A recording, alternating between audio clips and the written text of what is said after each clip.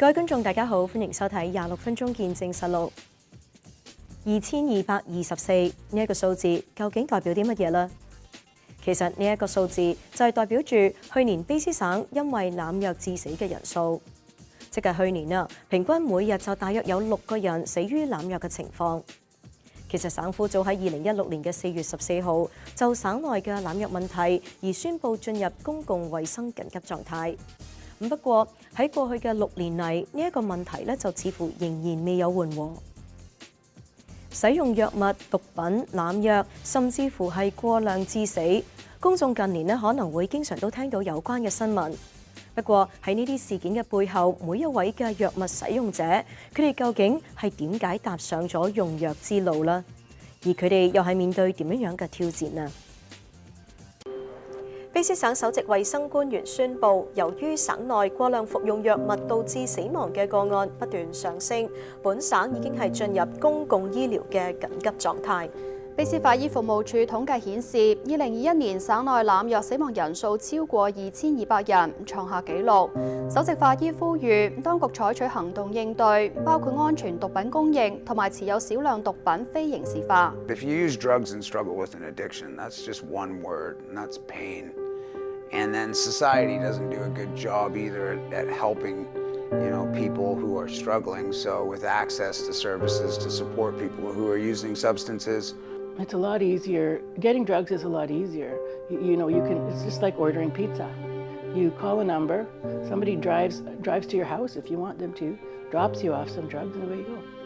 It's far harder to get treatment, and maybe we need to balance that out. So, it's induced homicide. He was poisoned. It is not what he asked for. It is not what he had the intent to go purchase. The autopsy report said it was enough fentanyl in there to kill an elephant. So he didn't have a chance, and he died pretty quickly.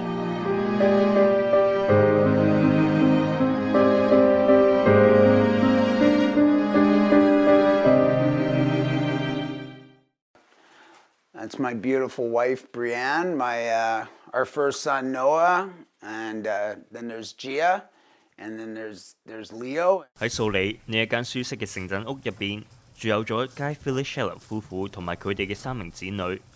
佳目前擁有一個幸福美滿嘅家庭，好難想像到佢曾經有一段不見天日嘅過去。Yeah, I couldn't imagine my life, like 9 years ago, I was injecting drugs in a back alley in the downtown east side, and here we are 9 years later. I'm, married with a beautiful family, and it shows that people do recover. 究竟佳係點樣染上毒癮嘅呢？就要由佢嘅不愉快童年講起。Well, the first time that I used illicit substances was at 12, and the first time that I ever used drugs like alcohol was around 8 years old. I often describe my childhood as, cloudy, with a chance of thunder or lightning. It was an unpredictable environment, meaning that I just didn't know when somebody was going to, be upset or and so when those things are going through a young person's mind of that unpredictable nature, it's very, I describe it as kind of like, a soldier navigating a landmine field. You just don't know when the bomb's going to go off, but it's going to eventually. 結果咁樣嘅環境導致佳擁有非常低嘅自我價值同埋認同。久而久之，佳就衍生出焦慮、抑鬱等唔同嘅精神問題。與此同時，佳喺同輩之間嘅介紹之下，就開始使用毒品。Well, at that time, obviously, going to school. So, everybody knows somebody, and it's very easy to access. Especially growing up in Richmond, I had no troubles. I just asked, as long as you had the money to pay for the drugs, people were willing to sell them to you. So, yeah. 雖然使用毒品並唔係解決問題嘅最好方法，不過對當時嘅佳嚟講，藥物就成為咗佢心靈上嘅慰藉。which a lot of people, it's hard for them to imagine that, but I felt better as a person when I was using drugs because I was numbing something at the same time. 雖然佳表示透過毒品，佢嘅負面感受暫時得到舒緩，不過佳所面對嘅否定、言語暴力等情況仍然未有得到解決。佢當時就揾到一班願意接受佢嘅群體，不過亦都係呢一批人將佢帶入歧途。You know, I'd gotten involved in gangs at an early age and, you know, obviously grooming you for, you know, their purposes. But to a young kid, that doesn't matter if somebody's grooming you to do something. What it meant more than any of that was acceptance. And when somebody loves you, it felt very comforting to know that people did care about me. And so obviously that kind of was the draw into that lifestyle as well. 而咁樣嘅生活，亦當然帶嚟相應嘅後果。I was arrested at a very early age, you know, and thrown in juvenile detentions. I'd been, you know, forced into treatment programs as well. You know, I was made a ward of the court where group homes were bouncing me around from place to place and school system to school system. And so, you know, obviously I was often called hyper difficult and very hard to manage, but nobody was looking at, you know, what's killing you inside. Everybody was asking, why do you keep doing this? And nobody was asking the other question of what's hurting you. And inside, I just felt like a shell of a person. And so, you know, I just dove into the downtown east side community. 佳曾經亦都有過一段短暫嘅成功時間，減少甚至停止使用毒品。不過喺佳生命入邊一啲深層問題仍然未有得到解決。結果佢再次返到去使用藥物嘅生活。So I started using again, and then from 1993 to 2013, I really never left that 2-block radius in the downtown east side, except when I was incarcerated or, you know, trying to go to detox. But yeah, I just stayed. 佳由1983年開始使用毒品，去到2013年，當時已經使用藥物30年。30年間，佢接受超過15次戒毒嘅療程，但最終都因為唔同原因而停止。直到去2013年初，佢遇上咗佢人生嘅轉捩點。Defining moment was definitely February 18th, 2013, when I overdosed the last time at the supervised consumption site. And it took a long time to revive me. And when I woke up, the nurse who was working on me was on the floor next to me, crying. And I just remember saying, "Why are you crying?" And she said, "Because I care." And then at that moment, I started to break down and cry. And I just told her, I said, I can't keep doing this, because that was my 6th overdose in like 9 months. 自此，佳就抱住一個不成功變成人嘅決心，再次參與戒毒計劃。If I was going to continue using that, I was going to die in my addiction, or I was going to die trying to get out. And so for me, I just said that I'm going to die trying.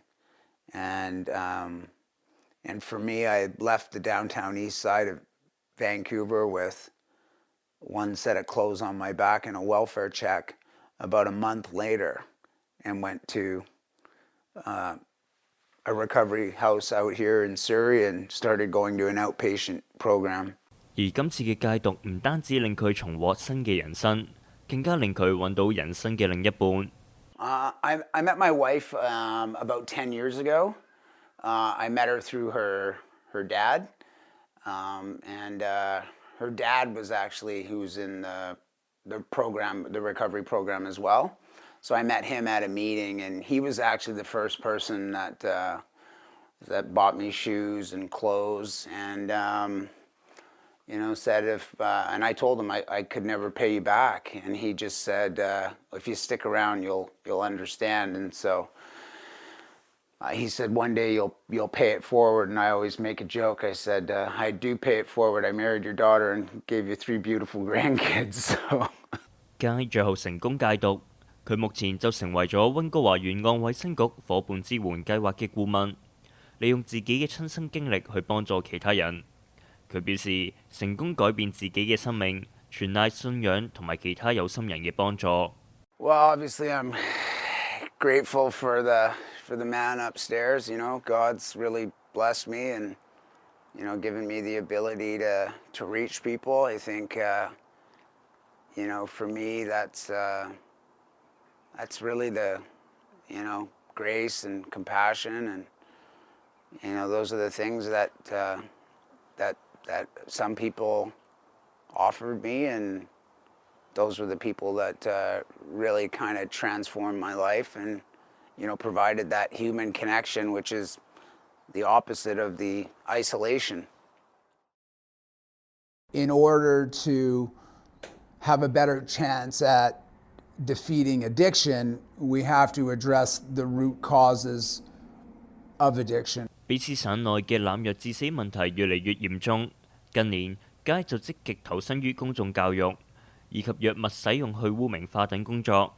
佢亦都受到唔同組織嘅邀請去進行講座分享。由一個帶有30年毒癮嘅藥物使用者，到而家成為多間癖癮關注組織嘅工作人員，街 Fairchild 人生成功逆轉。不過佢表示，癖癮康復嘅過程其實係要用一世嘅時間。If you say you're healed, that means you're good. If you say you're healing, that means you've got work to do. And so for me, I've always had work to do, so I'll be doing the healing process for the rest of my life. But, healing in the beginning is very painful, but as you get more of the issues taken care of, you start to be able to heal a lot more easier, and it's turned into a healing journey. 街表示，要處理嘅從來都唔只係毒品癖癮，而係每個藥物使用者背後嘅心靈需要。藥物以及毒品呢，唔單止對使用者帶嚟重大嘅影響啊，其實對使用者嘅家人亦都會帶嚟同樣嘅轉變。咁喺下一節，我哋就會一齊去睇睇兩名因為濫藥致死嘅年輕人以及佢哋家人嘅故事。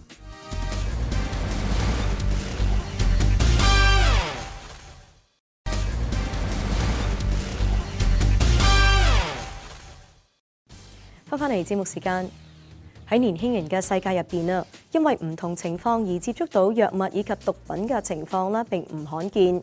一般嚟講，公眾對於使用毒品嘅年輕人都可能存在住一啲刻板嘅壞印象。不過實際上佢哋嘅情況又係點嘅呢？ After Jordan passed away, we all got Jordan's his own handwriting of his name tattooed, and there's about 12 people that have it, and mine's right there. So that's special. And I thought I'll make this little book because, just it's mostly pictures, just to, and it's just called Remembering Ola. So it's just full of pictures about Ola and who she was and what she loved to do. Shireen Shuster 同 Deb Bailey 都分別用咗各自嘅方式去紀念佢哋已經過身嘅子女。Deb 嘅養女 Ola 同埋 Shireen 嘅仔 Jordan 分別喺2015年同埋2018年因為濫藥而死亡。一般嚟講，公眾對使用毒品或者藥物嘅年輕人都會貼上壞孩子或者係犯罪者等標籤。究竟 Ola 同埋 Jordan 又係咪真係所謂嘅壞孩子？ Shireen 同 Deb 分享佢哋子女過去嘅故事嘅時候，兩者之間就有好多相似嘅地方。So Jordan is a very special little boy. When he was born, at about 3.5 months, he was diagnosed as profoundly deaf. And I always thought that Jordan was the miracle child. We started to learn sign language. Then we were also introduced to a Vancouver Oral Center for Deaf Children, and we were introduced to the cochlear implant. And Jordan had a cochlear implant when he was 3.5 years old. Ola, it was a little ball of fire. We adopted Ola when she was 3.5 years old. And we already considered her a really brave kid for having gone through what she had gone through.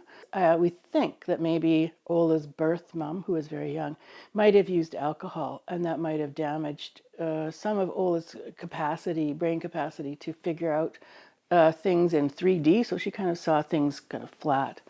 兩個喺出世嘅時候都有健康缺陷嘅年輕人，成長嘅過程都受到一樣嘅同儕壓力。He went to a private school in the Vancouver West Side. He excelled. He was an honor roll student, extremely bright. I find Jordan started changing in the high school around grade 10 and 11.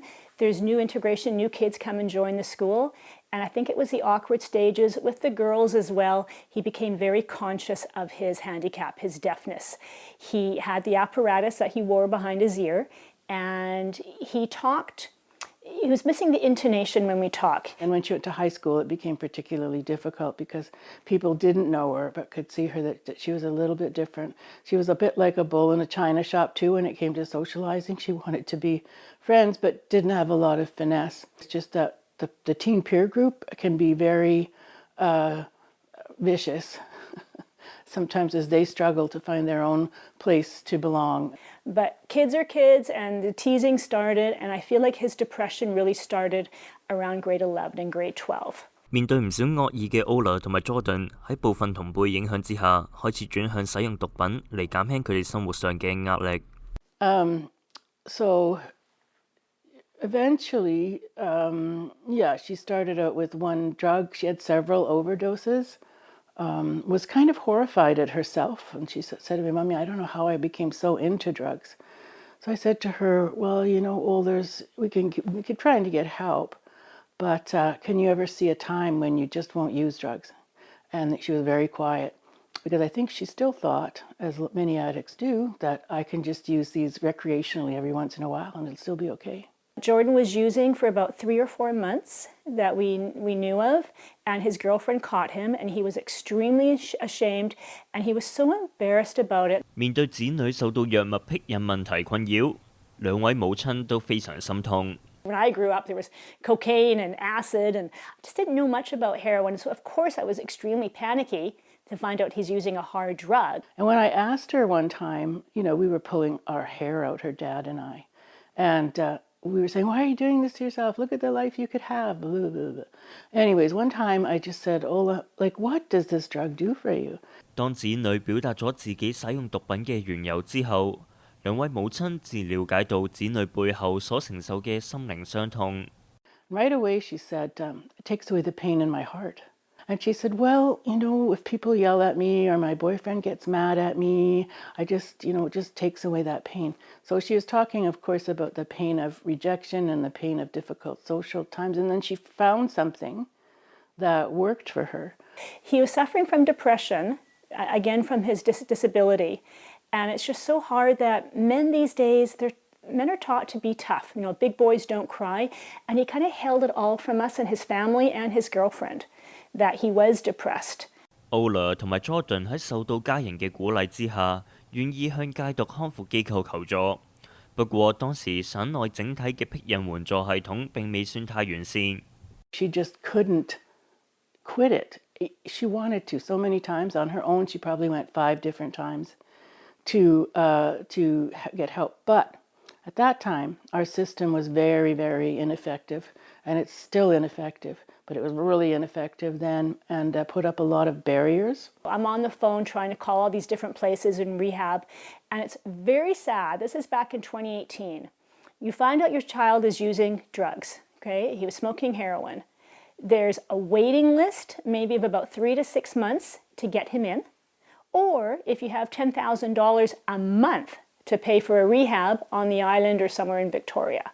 喺朋友轉介之下 Shireen 最後都成功安排到仔仔 Jordan 去到一間戒毒機構，而 Jordan 喺戒毒嘅過程都有所進展，同時亦都揾到一份新嘅工作。當佢哋以為一切都會穩定落嚟，可以重新開始嘅時候，一個噩耗就傳嚟。Jordan 喺戒毒療程認識嘅好朋友不幸離世，而 Jordan 就俾呢個消息再次打沉。On August the 9th, and this is 2018, we know that Jordan had called one of his best friends at 3 o'clock, Glenn, to come over and to game at 5 p.m. And I was upstairs, didn't know a thing was going on. I don't crash in on their basement suite, it's their home. At about 4:30, Jordan's girlfriend came home, and she found him slumped on the floor, and she screamed, And so Jordan's girlfriend Jasmine and myself and Jordan's little baby brother Dallas, 18 years old, tried everything to bring him back to life. And it was too late. He was already dead. 另一方面 ，Deb 嘅養女 Ola 喺2015年12月去咗溫市中心進行聖誕購物。不過當晚過咗同屋企人約定嘅時間 ，Ola 仍然未有出現。Deb 同埋其他家人用盡方法都未能夠聯繫到 Ola。And I admit I was kind of choked because I don't know, it's Christmas, at least she could come along. My husband came home and he said, it was on the news today that there were some people that overdosed in the downtown east side. So I phoned the police, and the policeman there said, maybe you should phone this number. And I said, what number is that? And they said, it's the BC coroners. When I called them, the lady who answered the phone said there wasn't anybody there like that, but I think she knew there was, but didn't want to be the one to tell me. And about an hour later, the police walked right up here, and I just knew right away it was Ola. 子女突然離世，對於兩位媽媽嚟講，實在係一個沉重嘅打擊。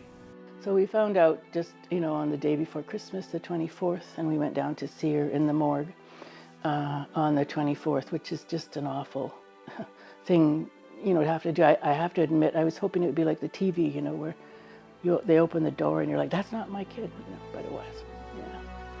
Yeah, it was just much the same as when she left. She looked like she was sleeping, and there's nothing you could do. All hope is gone once they've passed. It's been a very devastating roller coaster. My daughter at the time was away at UVic, and it was a real shock because all of a sudden her whole family just showed up the next morning. She had no idea. And my youngest son actually had a very rough time, very hard for an 18-year-old to try to bring back his brother to life. So it's been a really, really hard time for the whole family, and of course his father and I too. 而 Ola 同埋 Jordan 嘅驗屍報告顯示，兩個人都係因為服用芬太奴或者滲雜咗芬太奴嘅毒品而死。Jordan's autopsy, we got it back, and it was 100% pure fentanyl. We have from his texts and his phone calls, we didn't know that dealer. Obviously, it was somebody different that he had used, but we know that he'd actually requested, he smoked, his choice of drug was heroin, and he smoked heroin, and there was not a single trace of heroin in his body. So, it's induced homicide. He was poisoned. It is not what he asked for. It is not what he had the intent to go purchase. So what killed Ola was fentanyl, heroin, meth mix. And so there was enough in there to become poisonous because each drug boosts the other. 除咗經歷失去至親嘅痛苦之外 ，Deb 同埋 Shireen 都表示，佢哋仲要因為外界對使用藥物嘅壞印象而承受壓力。Not only is the stigma on Ola, but also on her parents. So various people think, well, what kind of parent are you that your kid is using drugs and blah, blah, blah. And I can be totally frank and honest with you. For his obituary, I regret it now. I didn't want any mention of drug use. There's the stigma right there. I'm guilty. If he had died today, I absolutely would have printed it right out in the obituary. He was poisoned. It was induced homicide. He was given fentanyl, mental illness. I would have really explained all of that. But there's the stigma right there. You're so ashamed. You didn't want people to know. Oh my gosh, your son died of, drugs. So, the stigma is so bad. Shireen 同 Deb 痛失咗兒子同埋子女之後，喺網上發現咗 Mom Stop the Harm 母親停止傷害嘅預防毒品問題倡導機構。組織嘅成員都係因為濫藥問題而失去子女嘅父母，而 Shireen 亦都痛定思痛，參與組織嘅倡導工作。It's so difficult, but I find my path, my journey in life now is to help others and to save somebody else's life. That's my main goal. So I am right now, again, so pro stop the stigma. It's a mental health issue. 卑詩省嘅濫藥致死危機持續咗6年，至今仍然未得到解決。咁究竟好似 Shireen 以及 Deb 參與嘅社區組織、各級政府以及其他嘅持份者，又正係以啲乜嘢方式去應對呢一個問題啦？喺下一集，我哋會繼續去探討卑詩省嘅濫藥致死危機。好啦，今集嘅節目時間咧又差唔多啦。咁如果觀眾對我哋嘅節目有啲乜嘢意見嘅話，係好歡迎大家以電郵嘅方式同我哋聯絡㗎。我哋嘅電郵地址係 mag26@fairchildtv.com。如果觀眾想重溫翻今集嘅節目，亦都可以上到去我哋嘅網站3w.fairchildtv.com， 點擊節目重溫一欄就可以睇得翻㗎啦。下星期同樣時間再同大家見面，晚安。